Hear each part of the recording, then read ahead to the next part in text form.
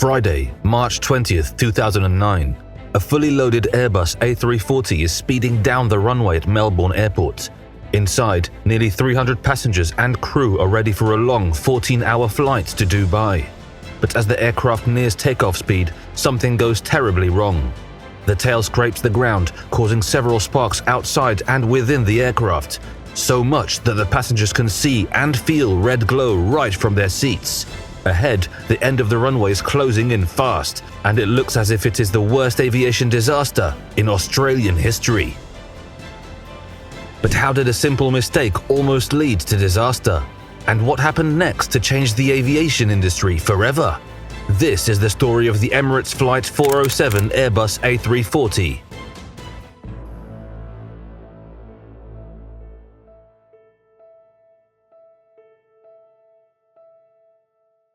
Emirates Flight 407 was a scheduled passenger service from Melbourne, Australia, to Dubai, operated by a 5-year-old Airbus A340-500.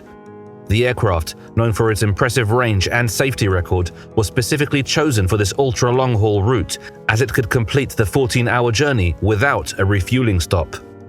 On board that evening were 257 passengers and 18 crew members.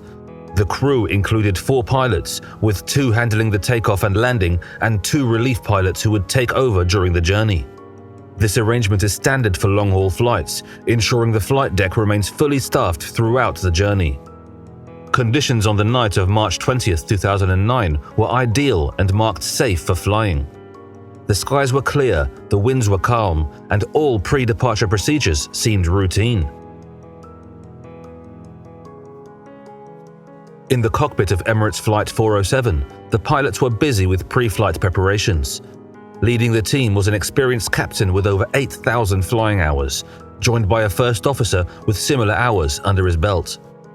But as the crew worked through their checklists, a simple yet critical mistake occurred. The first officer was tasked with entering the aircraft's total weight into the Electronics Flight Bag, EFB, a tool designed to calculate crucial takeoff parameters like thrust, flap settings, and rotation speed. However, he accidentally entered a figure that was over 100 tons lighter than the aircraft's actual weight. This error set off a chain reaction. The EFB's calculations, now based on incorrect data, underestimated the engine power, flap settings, and speed required for takeoff. In aviation, multiple layers of redundancy are built into procedures to catch such errors. The captain was supposed to cross-check the weight entered into the EFB with the flight plan. However, distractions in the crowded cockpit, which included 2 ground engineers finalizing their work, are suspected to have disrupted this process. The captain's checks were incomplete, and the crucial verbal communication between the captain and the first officer never happened.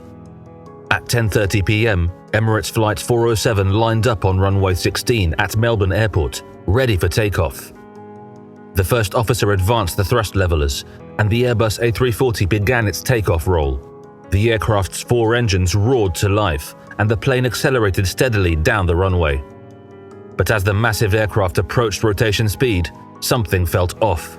The acceleration seemed slower than usual, but neither pilot raised any concerns. The Airbus A340 was known for its sluggish takeoffs, and the crew dismissed the subtle difference. When the first officer pulled back on the side stick to lift the nose, the aircraft barely responded. The nose rose slightly, but the main body of the plane refused to leave the ground. Realizing the danger, the captain ordered full takeoff thrust, a setting known as TOGA, takeoff go around. Unfortunately, the airplane still won't leave the ground. Desperate to get the aircraft airborne, the first officer pulled back harder on the side stick. This caused the tail of the plane to strike the runway, scraping violently against the tarmac. Sparks erupted as the tail dragged along the ground, sending shockwaves through the cabin. The impact was so severe that one of the plane's black boxes was dislodged from its rack.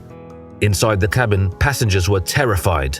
The red glow of the sparks outside illuminated the aisles, and the smell of burning metal and insulation filled the air. Thankfully, at the very last moment, the Airbus lifted off the ground just 148 meters before the end of the runway.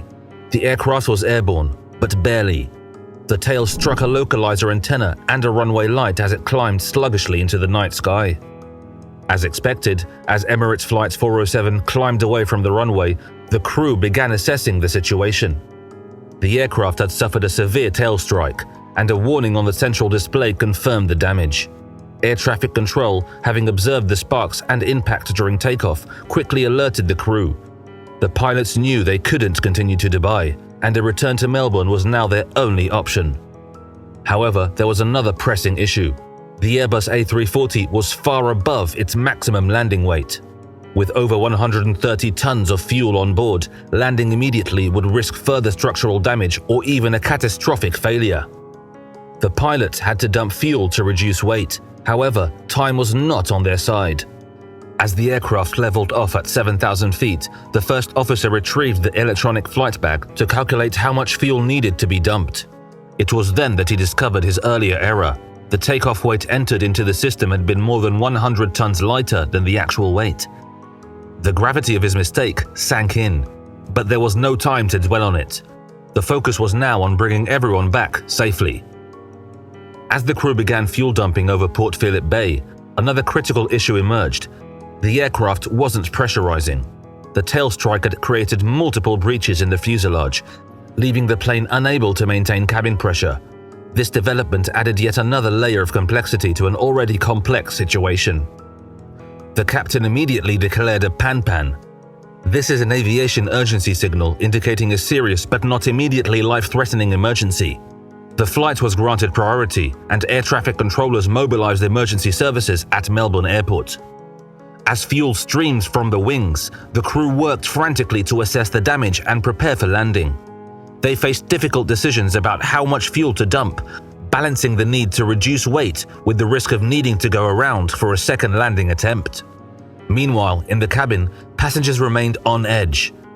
Many had seen and smelled the sparks during takeoff, and the captain's brief announcement about returning to Melbourne did little to ease their fears. Flight attendants prepared the cabin for an emergency landing, instructing passengers on brace positions and evacuation procedures.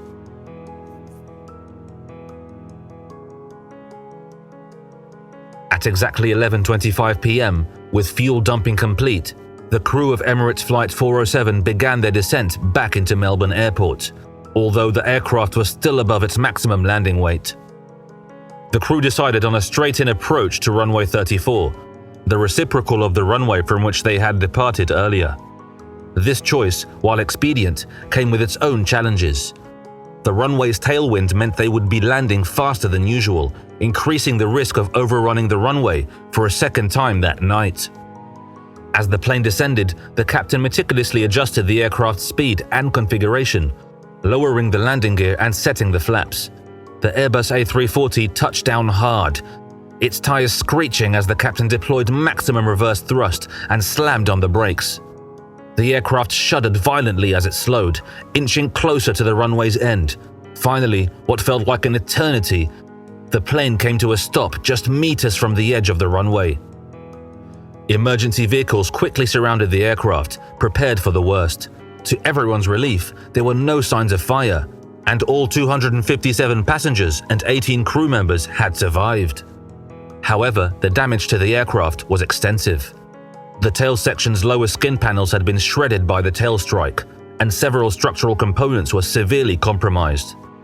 In the days following the incident, aviation authorities launched a detailed investigation into the events surrounding Emirates Flight 407.